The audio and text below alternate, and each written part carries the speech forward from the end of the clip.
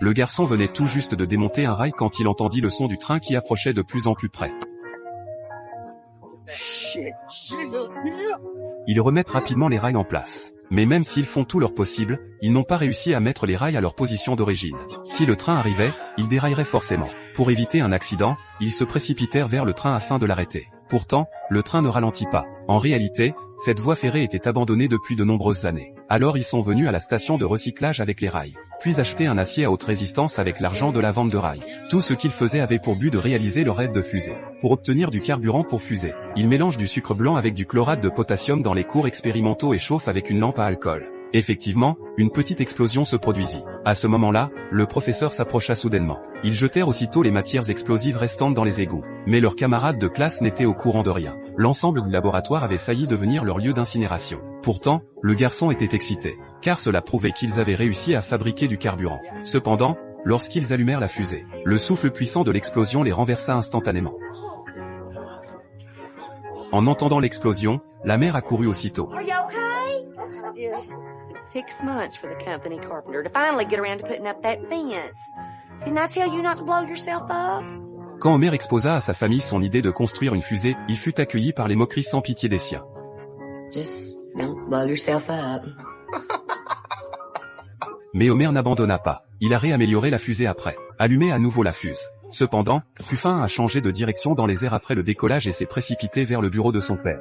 Les camarades, effrayés, s'enfuirent immédiatement. Mais Homer, inquiet pour la sécurité de son père, se précipita sans hésiter en direction du bureau. Le père était à la porte avec les restes de la fusée. Homer n'a pas eu le temps d'expliquer. Son père dénigra son rêve, et lui interdit de continuer à fabriquer des fusées dans la mine. Non seulement son père jeta la fusée à la poubelle, mais il jeta aussi tous ses matériaux d'expérimentation. Les rêves non soutenus sont comme des graines dans le désert, qui, malgré les intempéries, finira par germer dans l'adversité. Les échecs répétés firent prendre à Homer conscience qu'il était impossible de réussir sans connaissances théoriques suffisantes. Il consulta donc tous les livres de la bibliothèque. Mais il ne trouva aucune information liée aux fusées. En réalité, Homer vivait dans une petite ville où les habitants vivaient depuis des générations grâce au charbon. Les gens ne s'intéressaient qu'au charbon sous terre. Personne n'avait jamais levé les yeux vers les étoiles scintillantes. Quand un satellite traversa le ciel nocturne, une graine de construction de fusée s'enracina dans le cœur de Homer. Pour changer son destin, Homer demanda à ses camarades des connaissances sur les fusées, et les étudiants ont présenté leurs livres théoriques précieux. Ainsi, les 4 adolescents entamèrent leur périple vers leur rêve dans le sous-sol. Ils coupèrent des tubes métalliques et des balais pour en faire le corps et la pointe de la fusée. Ils mélangèrent du chlorure de potassium et du soufre pour en faire du carburant. Un modèle de fusée simplifié prit à nouveau forme. Mais il manquait encore une dernière étape avant le lancement, car seule une bague de support soudée avec un dissipateur de chaleur empêcherait la fusée d'exploser. Mais aucun d'eux ne connaissait la technique du soudage. Homer dut alors s'introduire en secret dans la mine pour demander l'aide de Paul, le soudeur. Mais Paul ne veut pas perdre son emploi à cause des violations. Cependant, quand il voit que Homer est ferme pour son rêve, il lui sembla revoir son propre passé. Ainsi, avec l'aide de Paul, la fusée fut enfin achevée. Mais alors qu'ils étaient plongés dans la joie du succès, le directeur saisit la fusée au nom des marchandises dangereuses. Même les avertit de les expulser s'ils continuent à faire ces choses irréalistes. Homer voulait protester, mais ses camarades envisageaient d'abandonner, car ils avaient toujours considéré la fabrication de fusées comme un jeu, et poussaient même Homer à accepter la réalité médiocre. L'attitude négative de ses camarades plongea Homer dans une déception et une solitude sans précédent. Même si tous ses camarades avaient choisi d'abandonner, mais Homer décide d'expérimenter seul dans les montagnes à 10 km. Mais il n'avait pas fait beaucoup de chemin, qu'il vit ses camarades arriver en voiture. What are the chances a bunch of kids from Colwood actually winning the National Science Fair? A million to one, they are. That good.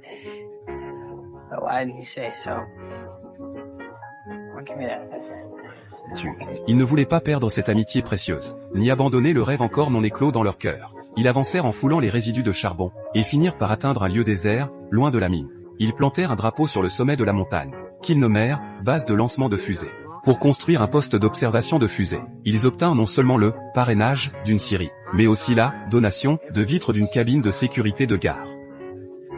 Leurs actions furent raillées par leurs camarades, qui les surnommèrent même « les gars des fusées ». Quant au soudeur Paul, il fut transféré au travail souterrain pour avoir aidé Homer en violation des règles. Mais il ne s'en prend pas à Homer, car le salaire en souterrain était le double de celui du soudeur. Bien qu'il ait perdu l'aide du soudeur, Homer n'abandonna pas pour autant. Il apprit la technique du soudage pendant son temps libre, et ses camarades assumèrent chacun leur rôle dans les préparatifs. Et c'est ainsi qu'ils ont accueilli avec succès les essais de lancement de Puffin 2. Cette fois, ils avaient enfin de véritables supporters. Mais cette expérience a eu un accident.